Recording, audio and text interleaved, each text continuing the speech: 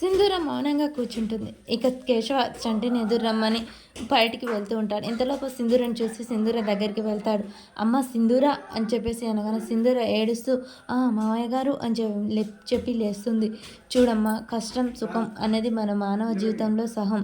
కష్టం వచ్చినప్పుడే మనసులో సహనం కనపడుతుంది, అలాగే ధైర్యం కూడా కనపడుతుంది. కాబట్టి మన కష్టం సుఖాలని అనుభవించేటప్పుడు చాలా కష్టంలో ఉన్నామని తెలియడానికి, బాధపడడానికి కాదు, మనం ఎంత ధైర్యంగా ఉన్నాము, ఎంత సాహసం చేస్తాము అనేది తెలుసుకోవడానికే, సరేనా అని చెప్పేసి వెళ్ళిపోతూ ఉంటాడు. నువ్వు చంటి ఎదురురారా అని చెప్పగానే సరే గారు అని చెప్పి చంటి అయితే ఎదురొస్తూ ఉంటాడు. అలా కేశవ బయటకు వెళ్ళిపోతూ ఉంటాడు.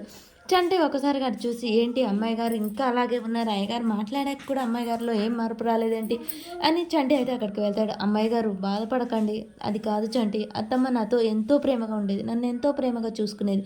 అలాంటి అత్తమ్మ నన్ను దగ్గరికి కూడా రావట్లేదు, దగ్గరికి చూడనియట్లేదు, తన గదిలోకి కూడా రావద్దని నన్ను అనిపించింది. నాకు చాలా బాధ అనిపిస్తుంది, అత్తమ్మ నాతో మాట్లాడకుండా ఎన్నడూ లేదు అని చెప్పేసి చాలా సింధూర్ అయితే బాధపడుతూ ఉంటుంది. ఇక కేశవ సాయత్రమ్మను వెతకడానికి అయితే ఊళ్ళోకి వెళ్తాడు. అలా కనపడ్డ వాళ్ళ ఫోటో చూపించి ఈమె మీకు తెలుసా, ఈమె మీకు తెలుసా అని చెప్పేసి అయితే కేశవ్ చాలా ఆత్రంగా ఆతురతగా అడుగుతూ ఉంటాడు. ఈలోపే అక్కడికి సాయంత్రం ఆటో దిగి తన ఇంటికి వెళ్ళడానికైతే వస్తూ ఉంటుంది. అదే బదారిన కేశవ్ కూడా వస్తుంటారు. అలా ఇద్దరు ఒకరినొకరు చూసుకోకుండా అలా నడుస్తూనే ఉంటారు. ఇక కేశవ సాయంత్రమ్మ ఎదురు పడతారా లేదా అనేది సస్పెన్స్లో చూపిస్తూ ఉంటారు. కేశవ అలా కనపడ్డ వాళ్ళల్లా అడుగుతూ ఉంటాడు, ఈమె మీకు తెలుసా, ఈమె మీకు తెలుసా అని చెప్పేసి అడుగుతూ ఉండగానే ఇద్దరు ఒకే బజార్ రావడంతో ఇంకా సాయంత్రమ్మ కేశవ టర్నింగ్లో కలుసుకోబోతూ ఉండగానే అనుకోకుండా సాయంత్రమ్మ సంచి కింద పడుతుంది. వంగి తన సంచి తీసుకునే లోపే కేశవ అటు నుంచి వెళ్ళిపోతూ ఉంటాడు. ఇక చెంచలం ఇంటికైతే కొంతమంది మనుషులు వస్తూ ఉంటారు. చంటి అక్కడ పనిచేస్తూ ఉంటాడు. ఆగండి, ఎవరు మీరు అలా లోనికి వెళ్తున్నారు, ఒక్క నిమిషం ఆగండి అని చెప్పేసి వాళ్ళని ఆపుతారు. మేము అమ్మగారిని కలవడానికి వచ్చాం. అవునా, సరే మీరు ఇక్కడే ఉండండి, నేను వెళ్ళి అమ్మగారిని తీసుకొస్తాను అని చెప్పేసి చంటి అయితే చెంచలమ్మని తీసుకొస్తాడు. అలాగే చెంచలమ్మతో పాటు ఇంట్లో వాళ్ళందరూ బయటికి వస్తారు.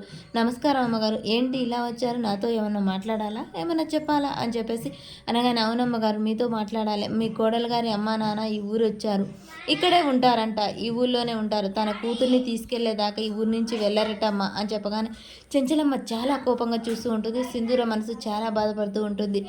ఆ విషయంలో వాళ్ళు ఇక్కడే ఉండి పంతం పడుతున్నారమ్మా మీ మీదే అని చెప్పేసి అనగానే చాముండి ఇదే ఛాన్స్ నాకు దొరికింది, ఈ అవకాశాన్ని వదులుకోను అని చెప్పగానే అత్తమ్మ ఇంతకుముందు రచ్చబండ దగ్గర మీ మీద ఫిర్యాదు చేసి మీ పరువు తీశారు, ఇక ఇప్పుడు ఈ ఊళ్ళో ఉండి ఇంకా మీ పరువు దిగదార్చాలనుకుంటున్నారు అత్తమ్మ అని చెప్పేసి చాముండి అంటూ ఉంటుంది. చెంచలమ్మ చూడండి, ఎవరికి ఏ ఊళ్ళోనైనా ఉండే హక్కు అధికారం ఉంటుంది, కాబట్టి వాళ్ళని ఊళ్ళో నుంచి వెళ్ళిపోవనడం వీల్లేదు, కాబట్టి ఇది మా కుటుంబ సమస్య, మా కుటుంబ వాళ్ళు మా బంధువులు, మీరు ఈ విషయంలో కలగజేసుకోకండి, దయచేసి ఇక మీరు వెళ్ళిపోండి అని చెప్పగానే అది కాదమ్మగారు, మీ మీద పంతం పట్టినట్టు వాళ్ళు ఆపండి, అది మా కుటుంబ విషయం అని చెప్పాను కదా, వాళ్ళని ఏమనకండి, మీరు ఇక్కడి నుంచి ఈ విషయంలో జోక్యం చేసుకోకండి, దయచేసి ఇక్కడి నుంచి వెళ్ళిపోండి అని చెప్పేసి చెంచలమ్మ అయితే సరే ఇక వెళ్ళండి అని చెప్తూ ఉంటుంది.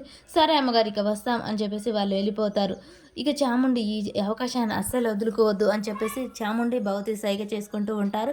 చాముండి అత్తమ్మ అది అని చెప్పబోతూ ఉంటుంది. మరి చెంచలమ్మ చాముండి మాటలు వింటుందా, ఇక సింధూర శాశ్వతంగా దూరం అవుతుందా?